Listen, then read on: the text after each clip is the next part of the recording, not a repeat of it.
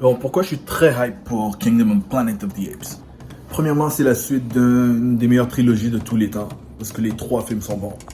Ensuite, ça prend la liberté de sauter 300 ans plus tard, donc c'est un peu déconnecté, même si ça a des liens très étroits.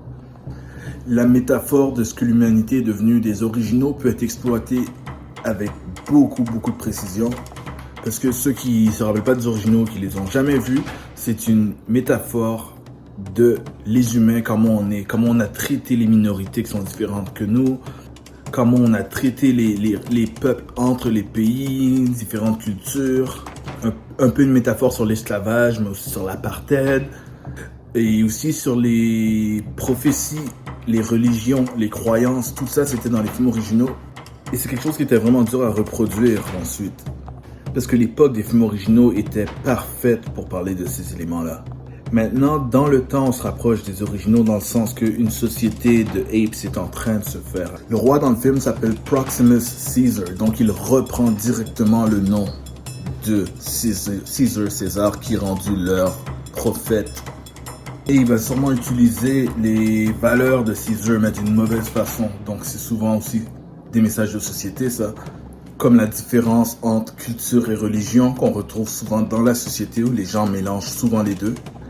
Et les gens qui profitent de ces éléments-là, la naïveté du reste de la population, tout ça peut vraiment être exploité, ça devient vraiment intéressant, puis c'est un nouveau thème que les originaux ne faisaient pas. Aussi, je sais qu'ils prévoient probablement une prochaine trilogie, mais ça va répondre à la grande question depuis le premier film. Est-ce que c'est un prequel aux films originaux, ou on va finir par se rendre à un remake de l'original?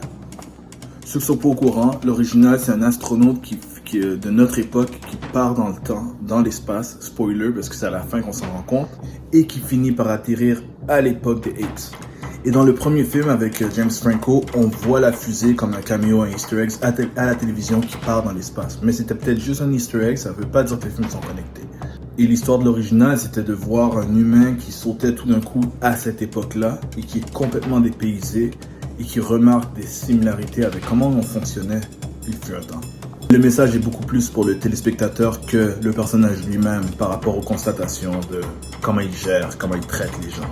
Je me demande la direction qu'ils vont aller parce que ça reste une direction qui n'a pas été exploitée. Là, on voit un royaume. Est-ce que c'est le premier royaume? Est-ce qu'il y en a d'autres? Est-ce qu'il va en avoir d'autres éventuellement pour celui-là ou pour des suites?